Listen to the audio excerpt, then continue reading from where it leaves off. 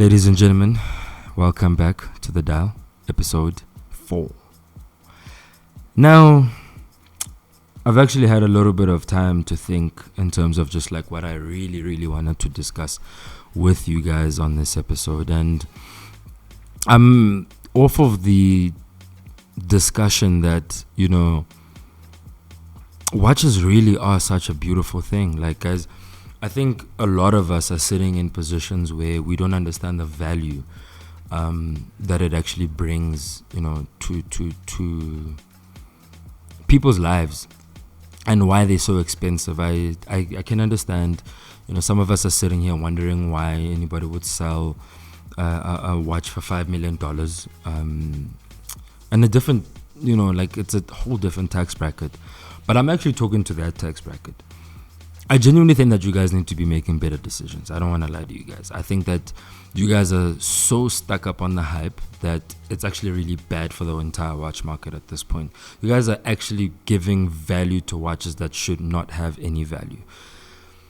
But that's a chat for a different day. I think that there's some beautiful pieces out there that require a lot of attention. Venezianico requires beautiful and amount of attention, because I think that what's going on right now is we're chasing hype, and I think we should stop chasing hype. We really need to start actually going to stuff that we really like from the beginning, pieces that actually make sense for your everyday wear, away from the Rolex gang that's wreaking havoc, taking a swig.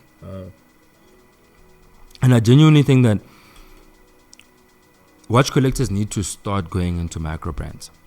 This is literally the same conversation as, Bitcoin in its early days.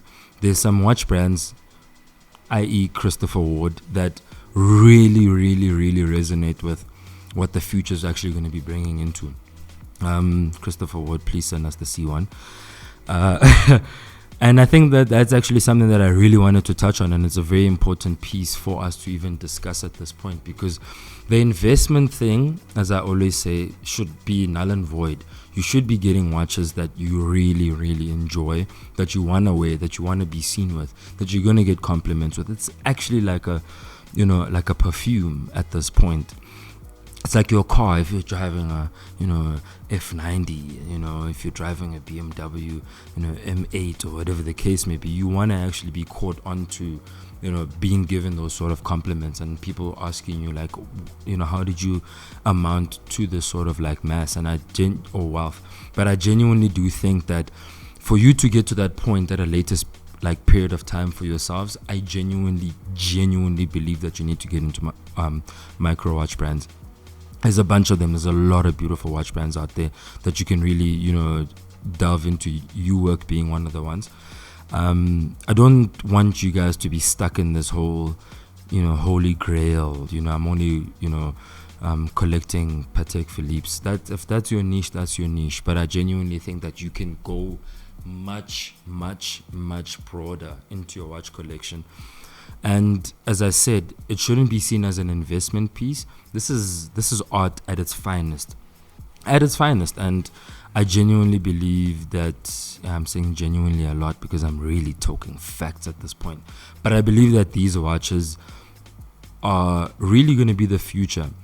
And these brands have just started out and they're still here. And it takes so much for a watch brand to actually take, flight. And I do understand that obviously lineage over time would make sense, but I genuinely think that you guys really need to start going into microbrands. I've had these conversations with my team for such a long time, and that's one of the reasons why we are so adamant about pushing microbrands. We don't want to just look at the big brands. I can't sit here and talk about Hublot. I can't sit here and talk to you about all of these other watch brands that really they don't respect you guys as collectors. I won't even lie. I think obviously with your Rolex, your AP, your Patek, they genuinely do, they appreciate you guys as watch collectors because they make it specifically for you, because that's why they production is so less. They probably only drop like maybe 100 piece a year, and obviously specifically for certain people. But as I'm saying, please look into Microbrands, like actually dive deep into those specific brands.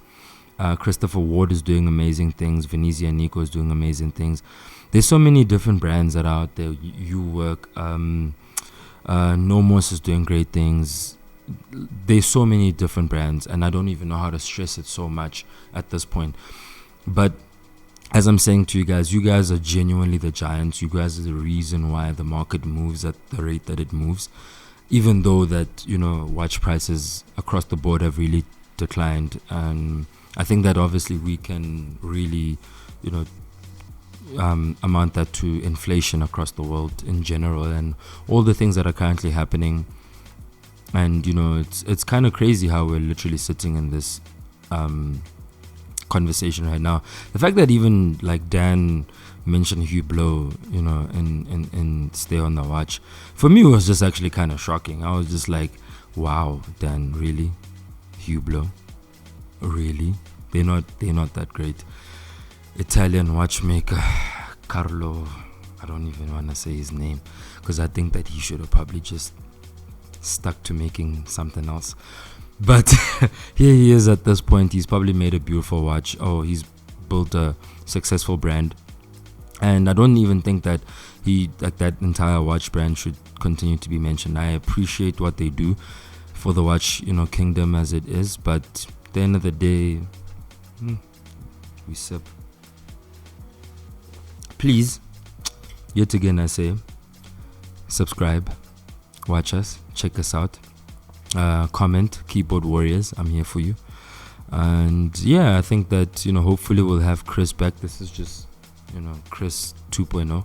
One of these days we'll have Chris coming back onto the podcast so that we can actually talk again and actually have real dialogue in terms of how we push this this certain network. And yeah, please guys, stay on the clock, continue, please just understand that like this is actually an art.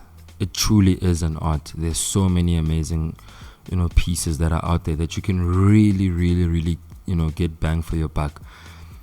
When you just you've been saving for something and you don't know what it is, get yourself a beautiful piece, get yourself a beautiful microbrand. Like Microbrands really deserve to be in this space, not the luxury brands. Don't get yourself a Gucci watch, you're wasting your time.